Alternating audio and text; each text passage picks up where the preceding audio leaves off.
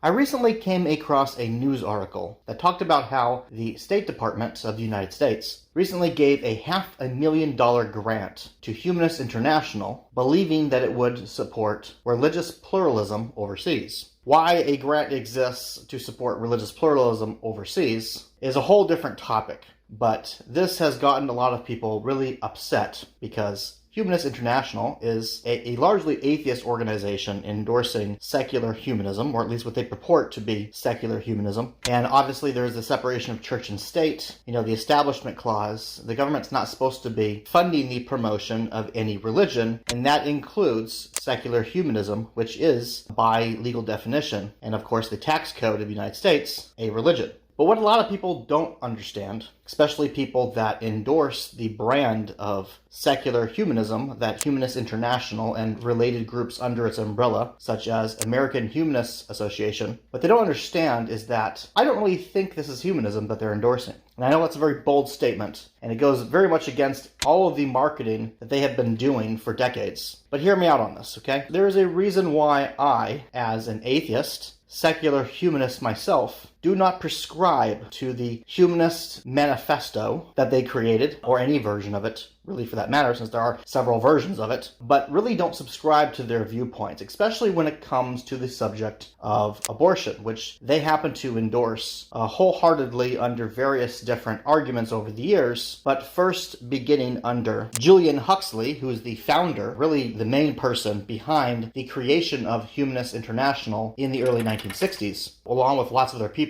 He sort of organized this international organization to bring all these different humanist groups together, also those that were part of a related movement called ethical culture. This really is a topic that's worthy of exploration in a dedicated video just talking about the history of atheism and the history of humanism in general, which I think I'll get into in a later video. But for this purposes, what you have to understand about Humanists International and its related groups, especially American Humanists Association, is that they started out as endorsing eugenics. This is what Huxley specialized in. He was an evolutionary biologist who favored eugenics, what he was. And he wrote extensively about how he viewed eugenics as humanism. There's multiple lectures about this, even several books where he's basically, purported his version of eugenics as being humanism. And of course, as part of this eugenics, he believed in overpopulation pseudosciences, which are still some things that people still believe in to this day, even though there is zero evidence for them. Huxley was a big supporter of this. And what he did basically is he argued that,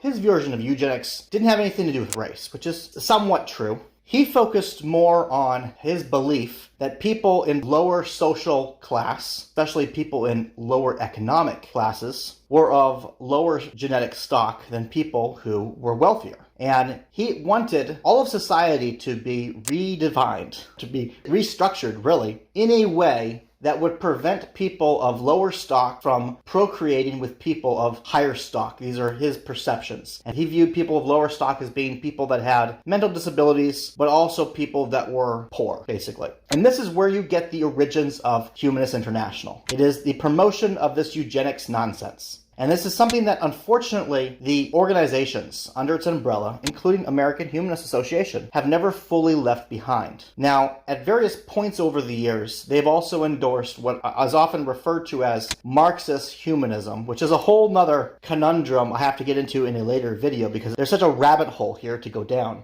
But basically, they've endorsed this mixture of the original Huxley eugenics as humanism nonsense with a mixture of Marxist humanism, which is where you have now the entranceway to a lot of these newer Marxist ideas, which fall under the category of intersectionalism, critical race theory, critical gender studies, and various other kinds of postmodern feminist movements, which are all rooted in Marxist philosophy. They really are. And there's no way to escape that because they all have critical theory at the foundation of them. So you can't really argue that they're not Marxist because they fall in that philosophical school of thought due to their reliance upon critical theory. But that, of course, is a subject for a totally different video. What I really want to focus on is just the idea idea of endorsing abortion and simultaneously claiming to be a humanist. Because as much as they would like you to believe, Humanists International, American Humanists Association, they did not create the label of humanism. They didn't do this. Okay? Humanism has its roots in the Enlightenment philosophy of the 17th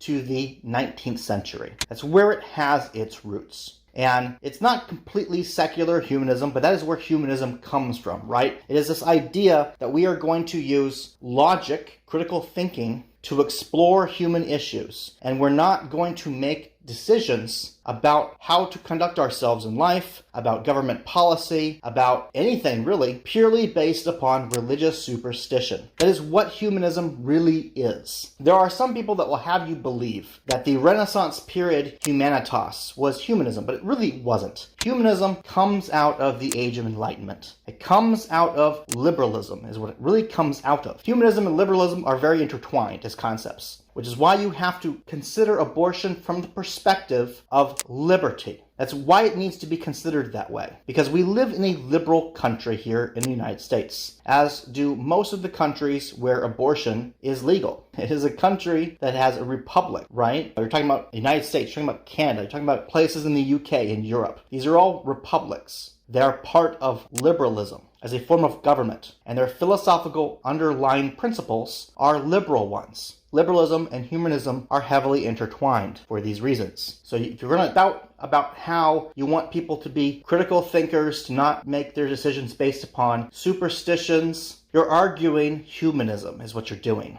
Now, the brand of humanism that I personally subscribe to differs from other forms of it in some key ways. But the most important way that my brand of humanism, the humanism I talk about on this YouTube channel, chivalric humanism, differentiates itself by exploring ethics from the perspective of virtues. Virtues that people should practice in their life to conduct themselves and for the betterment of humanity itself. Lots of these videos already produced on this channel go into that stuff. I'm not going to repeat it here. What I want you to consider is the concept of liberty. And I want you to consider the concept of justice. Because these are very important concepts in humanism and, of course, liberalism. The general argument that is made by pro-abortion activists, and this includes those in the Humanists International, the American Humanists Association camps. They make this argument rooted in body autonomy. It isn't really body autonomy at all, if you think about it. But it's called body autonomy. It's about, women's reproductive rights, all these other things. But it's not really a reproductive right either, which is why you go down this rabbit hole. I hate these misnomers. Reproductive rights, body autonomy, they're misnomers. They're not accurate representations of what the philosophy is. What the philosophy actually is anti-natalism. It is against the belief that people should have children. That's what it's about. It is not about reproductive rights, because you don't need to have reproductive rights. Your reproductive system is part of your body. If sperm goes into a woman's body when she is fertile, she's going to be fertilized. That's biology, okay? You don't have a right to reproduce. It's a natural part of your body's functions. Likewise, you don't become pregnant other than in cases of rape, which is usually what most abortion, the vast majority of abortion, has nothing to do with. Unless the situation is rape, a woman becomes pregnant by her own choice to consensually participate in the act of sex with a man. It's how she gets impregnated in the first place. If you choose to have sex for recreation, for pleasure, as has become very common for people to do,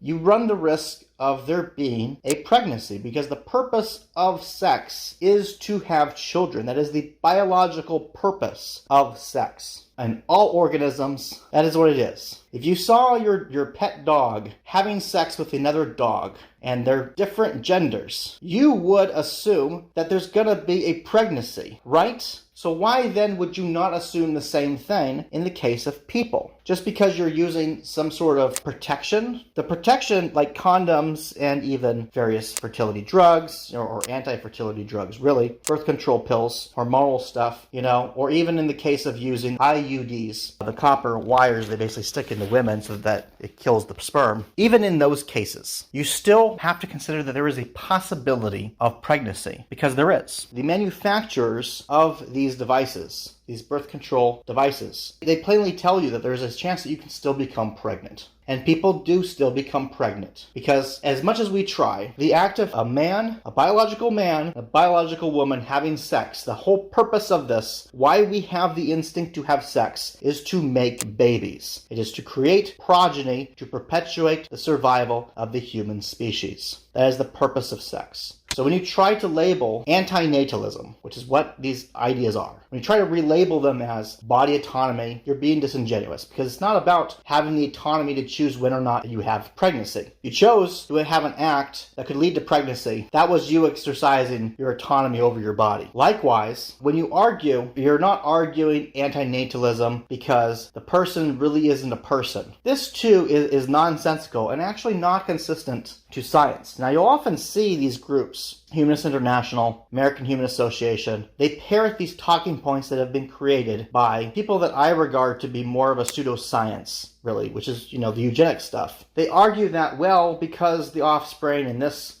particular point of the life cycle of the developing offspring, that means that they're not really conscious, they don't have a fully developed brain or a nervous system, they can't feel pain, they can't make their own decisions because they don't live outside the mother's body. All this different rhetoric. None of it changes. Even if you were to assume these premises are true, none of it changes the fact, irrefutable fact, really, that the offspring is a member of the human species. They're not a parasite. They're not a clump of cells. They are a human being that is going through the process of the human lifespan, which starts out as a fertilized egg. That is the beginning of humanhood, because that is the first stage of becoming a human being. The argument that this offspring shouldn't have any rights as defined in our government, they're not entitled to life because they're dependent upon the body of the mother, they can't make their own decisions, is a flawed argument. Because 1, the species of the child is a human. Because 2, the mother, other than in a case of rape, chose to engage in sex, knowing that the outcome of sex probably could result in a pregnancy. Even if it wasn't intended to be pregnant, they know that the act of sex results in babies. And the most important thing, which is 3, under the principles of liberty, principles of justice, that are the foundations of our government rely upon, and indeed that humanism is based upon. You can't deprive another human of life unjustly, unfairly, without trial. It is not just to end the life of another person just because it's inconvenient to the lifestyle of the parent, which is what abortion is really primarily done for. And we know this because you can simply look at rape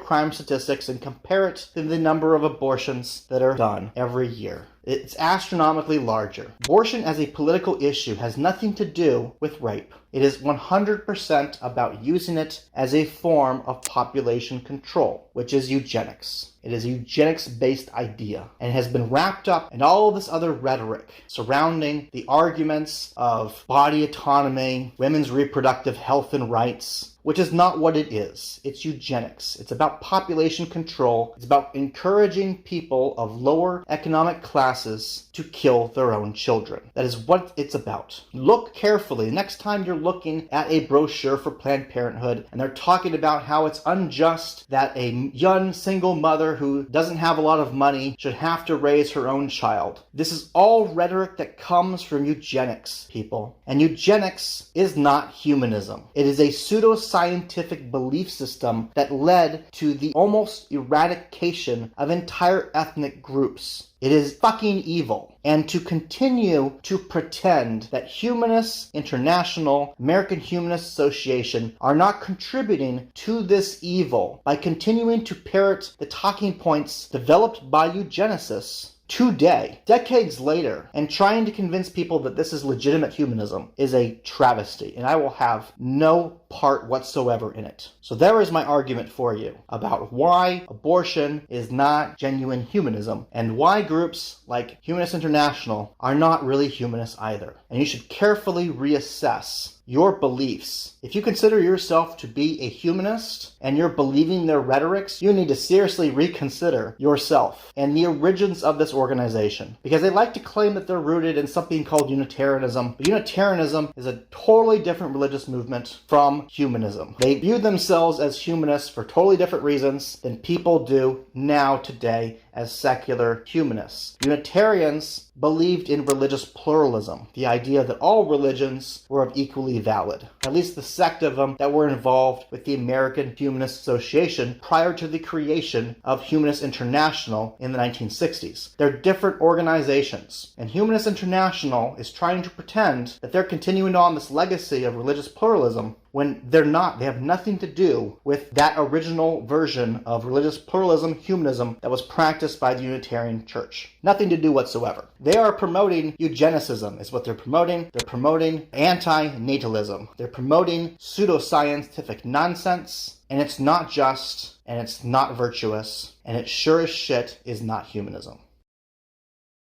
That is the end of my rant. I encourage you to leave your comments to the video if you disagree with me or you agree with me. Please also watch my previous videos where I talk about my book of chivalric humanism, many of which the essays are on this channel. Thank you.